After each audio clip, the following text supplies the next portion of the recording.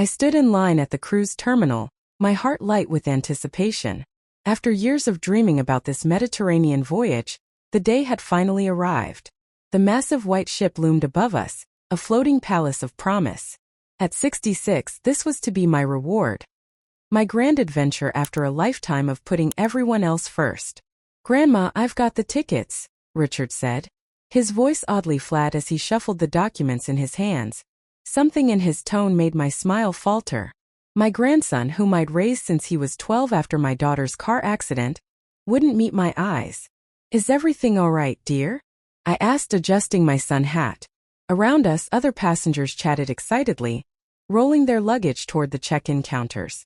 That's when he said it casually, as if commenting on the weather. "She only goes to the first stop. Then she returns home." At first I thought he was speaking to someone else.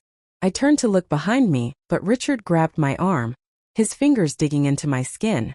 "I'm talking about you, Grandma," he clarified, finally meeting my gaze. There was something cold there I'd never seen before. "You're getting off at Naples. I've arranged for a return flight back to Boston." The world seemed to tilt beneath my feet. "What are you talking about?" "This is our trip, Richard. 2 weeks around the Mediterranean." My voice sounded distant, even to my own ears. He sighed, as if I were a child who couldn't understand simple instructions. "Look, Vanessa's waiting for me on board." This was always the plan. "Vanessa?" I echoed. "Your girlfriend is here? But you said this was our trip. Our chance to reconnect." The line moved forward, pushing us closer to the check-in desk. Richard glanced anxiously toward the ship. "The reservation was always for 2 people, me and Vanessa. You paid for it, yes. But I never intended for you to stay the whole cruise." The words hit me like physical blows. My own grandson had manipulated me into funding a romantic getaway with his girlfriend. All those conversations about our special trip, all those moments when I'd shared my excitement about seeing Santorini and Venice, they'd all been lies. "But my luggage," I began, my voice trembling. "I'll take it on board. You've packed that small overnight bag, right? That's all you'll need until Naples." I felt the eyes of other passengers on us, witnessing my humiliation. An elderly couple behind us had stopped talking, clearly overhearing this painful exchange. "How could you do this?" I whispered. For a moment, something like shame flickered across Richard's face. Then his phone buzzed. He checked it and his expression hardened again. "It's Vanessa. She's waiting." He handed me a single ticket and a printed itinerary. "This covers your stay in Naples and your flight home. I've booked you a budget hotel for 1 night." The check-in agent called us forward. Richard quickly handed over his documents, explaining that his grandmother would be disembarking at the first port while he continued onward. The agent glanced at me with poorly disguised pity. I stood there frozen as Richard was cleared to board. He turned back briefly, his expression a strange mix of guilt and impatience. "I'll call you from the ship," he said, as if that made everything acceptable. Then he was gone, rolling both our suitcases behind him, leaving me with nothing but a small carry-on bag containing a change of clothes and my basic toiletries. As I watched my grandson disappear into the ship that should have been my dream vacation, reality crashed down around me. 66 years old, standing alone at an Italian port with nothing but a discount hotel reservation and a plane ticket home. The same ship I'd paid $12,000 for. Money I'd saved over 3 years by skipping medications and cutting corners wherever I could. A staff member approached. "Ma'am? Do you need assistance?" I realized I was still standing at the check-in desk, tears streaming down my face. I quickly wiped them away. "No," I said, straightening my shoulders. "I was just..." But what could I say? That I'd been discarded by the boy I'd raised, fed, clothed, and loved for 14 years? That I'd sacrificed my retirement savings for his college education, only to be abandoned at a cruise terminal? As I turned to leave, my hand brushed against something in my purse, the credit card. The one I'd given Richard for our excursions.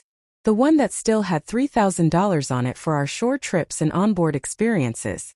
He hadn't asked for it.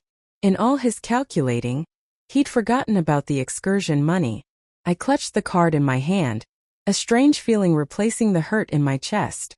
Not quite anger. Not quite determination. Something in between. The Hotel Piccolo was exactly what its name suggested, small. My room barely fit a twin bed and a tiny desk, with a bathroom so compact I could wash my hands while sitting on the toilet. The wallpaper was peeling slightly at the corners, revealing years of previous patterns underneath. This was what Richard had arranged for me. A budget room in a 2-star hotel while he and Vanessa enjoyed luxury suites and fine dining on the cruise ship I had paid for. I sat on the edge of the bed, the springs creaking beneath me, and finally allowed myself to cry. Deep, wrenching sobs that came from a place I'd kept tightly sealed for years. "You've been a fool, Christine," I whispered to myself between gasps. A complete and utter fool. My phone buzzed with a text message. "Richard made it on board. Ship is amazing. Sorry about the mix-up." Mix-up? As if forgetting to pick up milk at the grocery store and deliberately abandoning your grandmother at a foreign port were comparable mistakes. I didn't respond.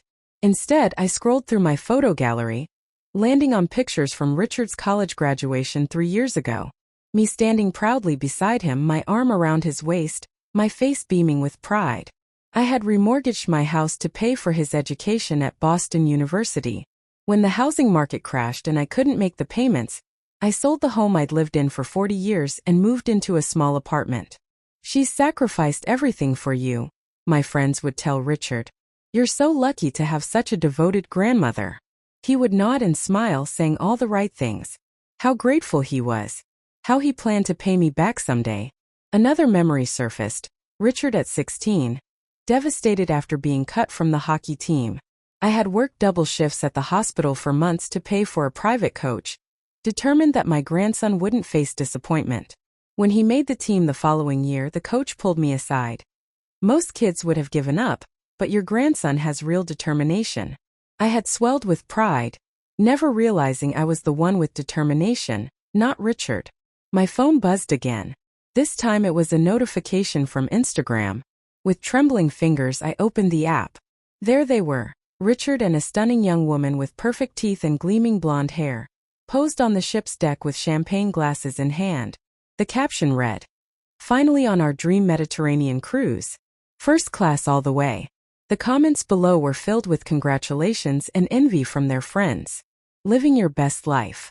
You too deserve this luxury. So jealous. Enjoy every minute." He had tagged the cruise line's premium package. The one with butler service and priority access to all amenities. The one that cost thousands more than what I had agreed to pay. I clicked on Vanessa's profile and scrolled through her recent posts. There were dozens of photos of expensive restaurants, designer shopping bags, and weekend getaways. Many featuring Richard. In one post from just 2 weeks ago, she wrote, "Can't wait for Art to take me on that Mediterranean cruise he's been promising. His grandmother thinks she's coming too." Awkward. Face with tears of joy. The phone slipped from my grasp and clattered onto the floor. This hadn't been a last-minute decision. They had planned this betrayal for weeks, maybe months, laughing behind my back the entire time. A gentle knock on my door startled me. I quickly wiped my eyes and opened it to find an older man standing there, perhaps in his 70s, with kind eyes and a neatly trimmed silver beard. "Signora, I am Mario, the manager," he said in accented English. "Is everything to your satisfaction?" I must have looked worse than I thought because his professional smile quickly faded into genuine concern. "Signora, are you unwell? Can I bring you something? Water? Tea?" "I'm fine," I tried to assure him, but my voice cracked. Mario's eyes softened further. "Forgive me, but you do not seem fine." He hesitated, then added, "I saw you arrive earlier, alone with only this small bag. Most travelers to Naples have more luggage." Something in his gentle tone broke through my defenses. Before I could stop myself, I was telling this stranger everything. The cruise I had saved for, the grandson I had raised, the betrayal at the port. Mario listened without interrupting, his expression growing increasingly troubled. "This is not right," he said when I finished. "Not right at all." He thought for a moment, then added, "The ship, it stops in Civitavecchia tomorrow, then Livorno the next day, before continuing to France and Spain." I nodded, remembering the itinerary I had memorized during months of anticipation. "My cousin Marco has a water taxi. Perhaps." He trailed off, then shook his head. No, It is not my place to suggest. Suggest what? I asked, a strange flutter of possibility stirring in my chest. Mario shrugged. Only that there are many ways to reach the next port. And many ships in the Mediterranean. He gestured to my purse, where the edge of my credit card was visible. You said your grandson has forgotten something important, no? For the first time since arriving at the hotel, I felt something other than despair. A tiny spark that might have been hope, or perhaps something more powerful. Yes, I said slowly, my mind beginning to race with possibilities. Yes, he has. Chapter 3. The Discovery of the Card. Morning sunlight streamed through the thin curtains of my hotel room, casting long shadows across the worn carpet. I hadn't slept well, my mind replaying yesterday's humiliation on an endless loop. But something had changed overnight. The crushing weight of betrayal remained, but alongside it grew something unfamiliar. A quiet determination.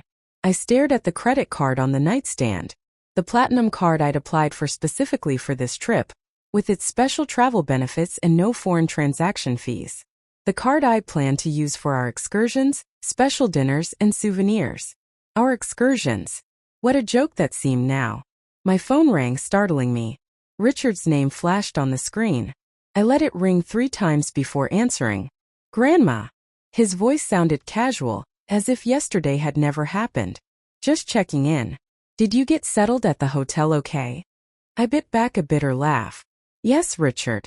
The closet you booked for me is just fine. He sighed dramatically. Don't be like that. Look, I need you to transfer some money to my account.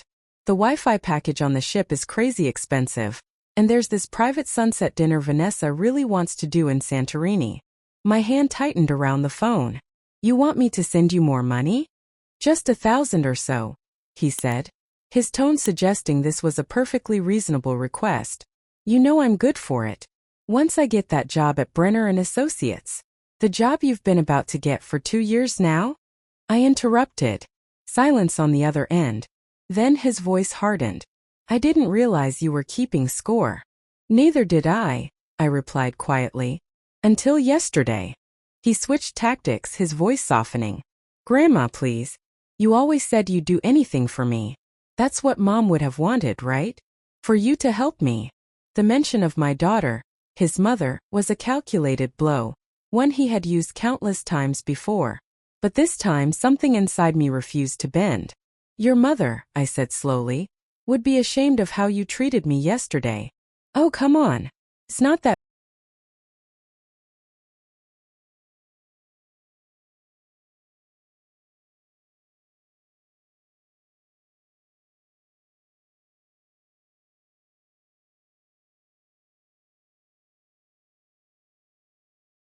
My eyes, picturing them on deck, champagne in hand, laughing at how easy it had been to manipulate foolish old Grandma Christine. My eyes fell again on the credit card. I don't think I will, Richard. What? He sounded genuinely shocked. I said no. The $15,000 I've already spent on this cruise was my limit. 15? He sputtered. We agreed on 12. So he had upgraded their package just as I'd suspected. Using my information, my authorization, probably adding thousands to my credit card debt without a second thought. Goodbye, Richard. I hung up before he could respond. The phone immediately rang again. And again. I turned it off. I picked up the credit card, turning it over in my hands. I had authorized Richard as a user for the cruise expenses. I could cancel it now, but the damage was already done. He had already charged the upgraded cruise package. But the card itself was still in my possession. The primary card. And there was still about $3,000 of available credit specifically earmarked for excursions. Mario's words from last night echoed in my mind. There are many ways to reach the next port. I opened my laptop and began searching. The cruise ship would dock at Civitavecchia, the port for Rome, tomorrow. There were several options to get there from Naples. Train, bus, even a ferry. It would take most of the day, but it was doable. And then what? The rational part of my brain questioned. Confront Richard? Demand to be let on the ship? No, that wasn't why I wanted to go. For 14 years, I had put Richard's needs above my own. I had sacrificed my retirement, my home, even my health at times. This cruise was supposed to be my reward. My one chance to see the places I'd dreamed about since I was a young woman. The Amalfi Coast. The canals of Venice. The ancient ruins of Athens. I didn't want to chase Richard. I wanted to reclaim what was rightfully mine. The experience I had paid for. The dream I had nurtured for years. My phone buzzed with a text message. I had turned it back on without realizing. Another demand from Richard. Need that money ASAP. Trying to book the premium wine tasting. Don't be difficult. Something hardened inside me. I texted back a single word. No. Then I blocked his number. My hands shook as I closed the phone. In 66 years I had never done anything like that. I had always been the accommodating one, the peacemaker, the pushover. Not anymore. I gathered my few belongings, tucked the credit card securely in my wallet, and headed downstairs. Mario was behind the reception desk, sorting through papers. "Ah, Signora Christine." He warmly. "Did you sleep well?" "Not really," I admitted. "But I've made a decision. Can you tell me how to get to Civitavecchia by tomorrow morning?" A slow smile spread across his face. "Better than that, Signora. My cousin Marco, the one with the water taxi I mentioned? He has a friend who drives visitors to Rome every day. You could be in Civitavecchia by late afternoon, with time to find a hotel near the port." "Perfect," I said, feeling lighter than I had in days. "I'd like to book that." As Mario made a phone call in rapid Italian, I glanced down at my practical walking shoes and simple slacks. Not exactly cruise wear. But that could change. For the first time since arriving in Naples, I smiled. The morning sun glinted off the massive white hull of the Celestial Princess as I stood at the Civitavecchia port, my heart pounding. After a day of travel, a night in a small hotel, and a dawn wake-up call, I was finally here, staring at the ship that should have been my home for 2 weeks. I had used the previous day wisely. A quick shopping trip in Rome had provided me with 3 simple but elegant outfits. A small rolling suitcase to replace my inadequate overnight bag, and basic toiletries. Nothing extravagant, but enough to feel presentable. The ship would be in port until 5 p.m. Passengers were free to come and go, exploring Rome or taking organized excursions. All I needed was to blend in with the returning passengers when they reboarded. But first I needed to buy a ticket. The cruise line's port office was busy with travelers sorting out last-minute arrangements. I joined the line, rehearsing my story in my head. When I reached the counter, a young woman with a name tag reading Sophia greeted me with a professional smile. "How can I help you today?" "I'd like to book passage from here to the end of the cruise," I said, trying to sound confident. "My original plans fell through, and I'd like to join my friends who are already aboard." Sophia typed something into her computer. "We do occasionally have cabins available mid-cruise. Let me check. Yes, we have 2 interior staterooms available. The fare would be €2,200 for the remaining 10 days. My heart sank. That was more than I had available on my credit card. "Is there anything more economical?" I asked. "Perhaps a shared cabin?" She shook her head apologetically. "I'm sorry, but..." "Excuse me." A voice interrupted from behind me. I turned to see a woman about my age with short silver hair and bright blue eyes. I couldn't help overhearing. "I'm traveling solo in a stateroom with 2 beds. I'd be happy to share if the price could be adjusted." Sophia looked surprised but checked her computer. "Ms. Michelle Reiner? Yes, we could arrange that. It would reduce the fare to €1,100 for the remainder of the cruise." I stared at the stranger, Michelle, in disbelief. "That's very kind of you, but we don't know each other." Michelle shrugged, her eyes twinkling. "We're about to spend a week together on a ship. Plenty of time to get acquainted. Besides," she lowered her voice, "cruise prices for solo travelers are highway robbery. This helps us both." 30 minutes later, I had a ship card in my hand and was following a porter toward the gangway, Michelle chatting beside me as if we were old friends. "My husband died 3 years ago," she explained as we waited in line to board. "I spent 2 years grieving, then decided it was time to start living again. This is my 2nd cruise this year." "I'm recently separated," I said, not ready to share the full humiliating truth. Michelle nodded, not pressing for details. "Fresh starts are good for the soul." "Oh look, there's our ship." As we boarded, I felt a mix of anxiety and exhilaration. What if I ran into Richard? What would I say? But as Michelle led me through the ship's grand atrium with its sweeping staircases and glittering chandeliers, my worry began to fade. This ship was massive, 12 decks, multiple restaurants, swimming pools, a theater, and countless lounge areas. I could easily avoid 2 people if I wanted to. Michelle's stateroom was lovely. A comfortable space with twin beds, a small sitting area, and a private balcony overlooking the sea. The bathroom's tiny but we'll manage, Michelle said, showing me where to store my things. I'm usually out exploring anyway. Speaking of which, what are your plans for today? I was thinking of taking the shuttle into Rome. Actually, I think I'll explore the ship, I replied. Get my bearings. After Michelle left, I sat on my bed, suddenly overwhelmed by what I'd done. I, Christine Wheeler, who had never taken a risk in my life, had traveled alone to another city, boarded a cruise ship, and was now sharing a room with a complete stranger, all to reclaim a vacation that had been stolen from me. What would Richard think if he saw me now? The thought of Richard snapped me back to reality. I needed to be cautious. The ship was large but not infinite. I took out the ship's daily program and studied it carefully, noting the activities and restaurants that a young couple might frequent. Those I would avoid. Instead, I circled a watercolor class at 2 p.m., a cooking demonstration at 4 p.m., and an evening classical concert that seemed more suited to the older passengers. I would enjoy this cruise, but on my terms. The watercolor class was held in a bright studio on Deck 9. 8 other passengers, all around my age or older, were already setting up at tables when I arrived. The instructor, a petite woman named Gabriella, handed me a set of paints and brushes. Today we paint the sea, she announced with an Italian accent. Not just what you see, but what you feel when you look at the water. I hadn't painted since college art classes, but as I mixed blues and greens, something unexpected happened. With each brushstroke, the tension I'd carried since the port in Naples seemed to dissolve. The hurt and betrayal didn't disappear, but they receded, like waves pulling back from the shore. Very expressive, Gabriella commented, looking over my shoulder. The darkness at the edges, moving toward light in the center. You have experienced a storm, yes?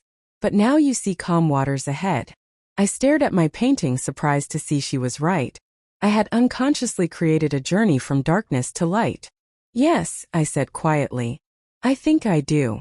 After class, I wandered the upper deck, admiring the coastline as we prepared to depart. Passengers were returning from their excursions, laughing and talking about their day in Rome. I felt a surprising sense of belonging among them. As the ship's horn sounded our departure, I stood at the railing, watching Civitavecchia recede in the distance. A new horizon stretched before me, full of possibilities I had never dared to imagine. For the first time in decades, I wasn't defined by being someone's caretaker, someone's grandmother, someone's support system. I was just Christine, a woman on a journey of her own choosing. 3 days into my unexpected journey, I had fallen into a pleasant routine. Mornings were spent on the balcony of our stateroom, watching the Mediterranean coastline while sipping coffee with Michelle. Afternoons were filled with activities. More watercolor classes, a wine tasting, even a dance lesson that left us both breathless with laughter. Evenings brought dinner at the smaller, less crowded restaurants, followed by live music or quiet reading. I had successfully avoided any sign of Richard and Vanessa, strategically planning my movements around the ship. Michelle, now aware of my full story, had become both accomplice and cheerleader in what she called my grand act of self-respect. You should have seen Christine in the pasta-making class, she told our tablemates at dinner. The chef said her ravioli was perfect on the first try. I blushed at the praise. Hardly perfect, but it was edible at least. More than edible, Michelle insisted. You have a natural talent. Later, as we strolled along the promenade deck under a canopy of stars, Michelle asked the question I'd been dreading. What will you do if you run into them? I gripped the railing, watching the moonlight dance across the waves. I've been avoiding that question. You can't hide forever on a ship, no matter how big it is, she pointed out gently. Especially not at tomorrow's port. She was right. Tomorrow we would dock at Mykonos, one of the smaller Greek islands. The main town was compact, its narrow streets and famous windmills a concentrated area where cruise passengers naturally gravitated. I've been thinking about skipping the port, I admitted. Staying on board. Michelle shook her head firmly. Absolutely not. Mykonos is magical. White buildings against that brilliant blue sea. You didn't come this far to hide in the cabin. She paused. Besides, what's the worst that could happen? He could make a scene. Accuse me of stalking him. Embarrass me publicly. And what's the best that could happen? I hadn't considered that. I don't know. Maybe nothing? Maybe I just enjoy Mykonos. Michelle smiled. Exactly. You're not here for Richard. You're here for you. The next morning dawned clear and bright, the sky and sea competing for which could display the most perfect shade of blue. From our balcony, I could see the iconic white buildings of Mykonos town clustered along the shore. Ready? Michelle asked, handing me a wide-brimmed sun hat. I nodded, though my stomach was tied in knots. We disembarked with the first group of passengers, joining the stream of people heading toward the town center. Every blonde head in the crowd made me tense, expecting to see Vanessa's perfect teeth flashing in a smug smile. Every tall young man could be Richard, ready to confront me. But as we wandered the labyrinthine streets, my anxiety began to fade. Mykonos was enchanting, narrow alleys of gleaming white stone, vibrant bougainvillea cascading over walls, charming shops selling everything from handmade sandals to local art. Michelle and I stopped at a small cafe in a quiet square, ordering Greek coffee and pastries. For the first time that day, I truly relaxed. See, Michelle said, taking a bite of honey-drenched baklava. This is living. That's when I heard it, a familiar laugh that made my blood run cold. I looked up to see Richard and Vanessa entering the square from the opposite side. They hadn't noticed me yet, too absorbed in each other and their expensive camera. That's them, I whispered to Michelle, who subtly turned to look. She said, taking in Vanessa's designer sundress and Richard's carefully casual linen shirt. Exactly as you described. I shrank in my chair, wishing I could disappear. Maybe they won't see us. Too late. Vanessa's gaze swept the square and landed directly on me. Her perfectly shaped eyebrows shot up, and she tugged Richard's arm, whispering something in his ear. He turned, his expression changing from confusion to shock to anger in the span of seconds. For a moment no one moved. Then Richard stalked toward our table, Vanessa trailing behind with an expression that mingled curiosity and disdain. What the hell are you doing here? Richard demanded, his voice loud enough to make nearby diners turn. I gripped my coffee cup so hard I feared it might shatter. Having coffee, I replied, surprising myself with how steady my voice sounded. You know what I mean. You're supposed to be in Boston. And you were supposed to be on this cruise with me, not her, I countered. Plans change. Vanessa stepped forward, a false smile on her face. Richard, darling, introduce me to your grandmother, is it? The condescension in her voice made my cheeks burn. Richard made a hasty introduction, clearly uncomfortable. So you followed us? That's creepy, Vanessa said with a small laugh. Don't you think she's being creepy, Ricky? Michelle chose that moment to enter the conversation. Actually, Christine's my cabin mate. We've been having a wonderful time together, haven't we, Christine? Richard's eyes narrowed. You can't afford a cabin on this ship. Apparently I can, I said quietly. The same way I afforded yours. His face darkened. Did you cancel our excursions? Is that why my card was declined at the wine tasting? I didn't cancel anything. I simply stopped adding funds to the account. Richard leaned closer, lowering his voice. This is embarrassing. You're embarrassing me in front of Vanessa. Like you embarrassed me at the port? I asked, my voice finally betraying a hint of the hurt I'd been carrying. When you abandoned me with nothing but an overnight bag and a budget hotel reservation? Several nearby tables had gone quiet, the occupants pretending not to listen to our increasingly tense exchange. You've had your fun, Richard said coldly. Now go home. This isn't the place for someone like you. Someone like me? I repeated, feeling something inside me snap. And what exactly am I, Richard? Vanessa sighed dramatically. An old woman who can't accept that her grandson has his own life? Who follows him around like some pathetic? That's enough. Michelle's voice cut through the air like a steel blade. You two should leave. Now.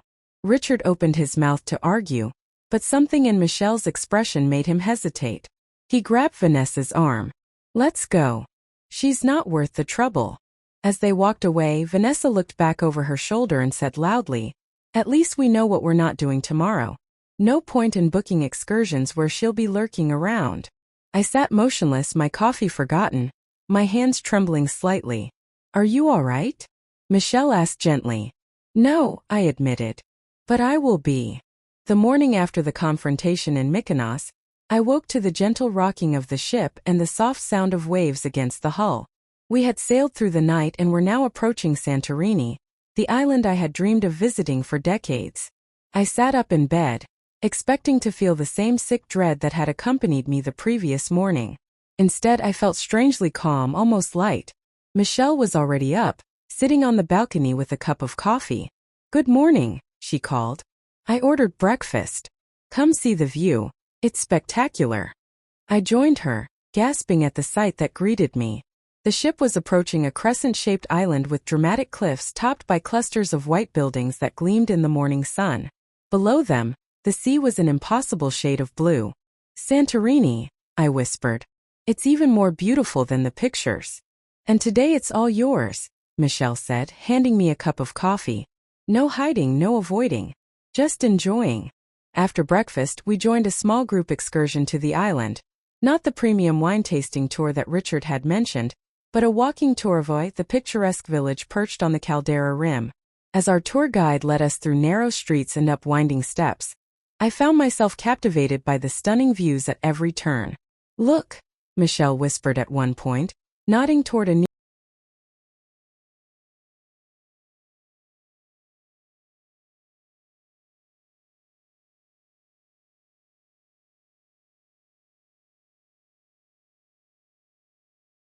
my head. "No. This is the way to the best viewpoint, isn't it? I'm not missing it." We continued with our group, passing within a few yards of their table. I kept my eyes forward, focused on our guide's explanation of the island's volcanic history. From the corner of my eye, I saw Richard stiffen as he recognized me. I felt his gaze follow me as we climbed the steps beyond the restaurant, but I didn't look back. For the rest of the tour, I was aware of Richard and Vanessa trailing our group at a distance, always staying just close enough to keep me in sight. But instead of the anxious knot I'd felt in Mykonos, I now experienced a curious sense of freedom. Their presence couldn't diminish the beauty around me or my enjoyment of it. At the highest point of the village, our guide gave us free time to explore and take photos. Michel and I found a quiet spot with a breathtaking panorama of the caldera. "You realize they're watching us," Michel murmured, discreetly gesturing to where Richard and Vanessa stood several yards away, pretending to examine a shop display. "I know," I replied, "but for the first time I don't care." And it was true. Something fundamental had shifted inside me. The hurt hadn't disappeared entirely. Being betrayed by someone you've loved and nurtured for 14 years doesn't heal overnight. But Richard's power to wound me had diminished. On our last evening before disembarking in Athens, Michel and I attended the captain's farewell dinner. I wore one of my new outfits, a flowing turquoise dress that matched the Mediterranean waters we'd been sailing. My silver hair, which I usually kept sensibly trimmed, had grown a little unruly during the trip. Michel had helped me style it, letting it fall in soft waves that framed my face. "Look at you," she said as we entered the grand dining room. "You're glowing." The maitre d' led us to our assigned table, where several other passengers were already seated. To my surprise, Richard and Vanessa were among them, both looking distinctly uncomfortable. "What are you doing here?" Richard hissed as I took my seat. "This is the first-class dining room. My ticket says table 12, I replied calmly, showing him the dinner card. "Same as yours, apparently." Vanessa rolled her eyes. "Can't you sit somewhere else? You're ruining our last night." "I was assigned this table just like you," I said, unfolding my napkin. "I have as much right to be here as anyone." An older gentleman across the table, who had overheard the exchange, raised his eyebrows. "Is there a problem?" "No problem at all," I said with a smile. "Richard is my grandson. We're just having a small family disagreement." The meal proceeded awkwardly at first, with Richard and Vanessa speaking only to each other in low tones. But as the excellent food and wine flowed, the other guests drew me into conversation. I found myself sharing stories of our stops in Italy and Greece, even showing pictures of my watercolor attempts from the ship's art class. "These are quite good, the gentleman," a retired art professor named James commented. "You have a natural eye for composition." "Thank you," I said, feeling a warmth that had nothing to do with the wine. "I've discovered I quite enjoy painting. I'm thinking of taking classes when I get home." As dessert was served, the captain made his rounds, stopping at each table. When he reached ours, he shook everyone's hand, pausing when he came to me. "Ah, Mrs. Wheeler. I understand from our activities director that your watercolor of Mykonos Harbor was selected for the passenger art display. Congratulations." I blushed with pleasure. "Thank you, Captain. That's very kind." After he moved on, I caught Richard staring at me with an expression I couldn't quite read. It wasn't anger anymore, but something closer to confusion. The next morning, as we prepared to disembark in Athens, Michelle handed me a small package wrapped in tissue paper. "A little goodbye gift," she said. "Open it later." We exchanged phone numbers and promises to stay in touch, hugging tightly before going our separate ways. As I waited in line to exit the ship, a familiar voice spoke behind me. "Grandma." I turned to find Richard standing there alone. His expression was guarded, his hands shoved deep in his pockets. "Where's Vanessa?" I asked. "Already off the ship." He shifted uncomfortably. "Look, I just wanted to say, I'm sorry. What I did at the port in Naples. It wasn't right." I studied his face, searching for sincerity. "No, it wasn't. I've been a real jerk. Not just on this trip, but for a long time." He hesitated. "The thing is, I've always taken you for granted. I just assumed you'd always be there, always put me first. And now you know that's not true," I said quietly. He nodded, a rueful smile tugging at his lips. "Now I know. It was actually kind of impressive what you did. Following us, getting on the ship. I never thought you had it in you." "Neither did I admitted. "But I wasn't following you, Richard. I was finding myself." The line moved forward, breaking our moment. Richard cleared his throat. "So what happens now? When we get back to Boston?" I considered his question carefully. "Now we start over. On equal footing. No more taking advantage, no more expecting me to bail you out. If you want a relationship with me, it has to be based on mutual respect." He nodded slowly. "I think I'd like to try that." Hours later, as my plane soared above the clouds, I finally opened Michelle's gift. Inside was a small watercolor set and a handmade card that read, "For new horizons. Remember, it's never too late to chart your own course." Beneath it, she had tucked a brochure for a Mediterranean painting retreat scheduled for the following spring. I smiled, watching the coastline of Greece fade into the distance below me. For the first time in years, I was looking forward to what came next. Not as Richard's grandmother, not as my late daughter's mother, but as Christine, a woman who had discovered at 66 that life still held adventures worth taking.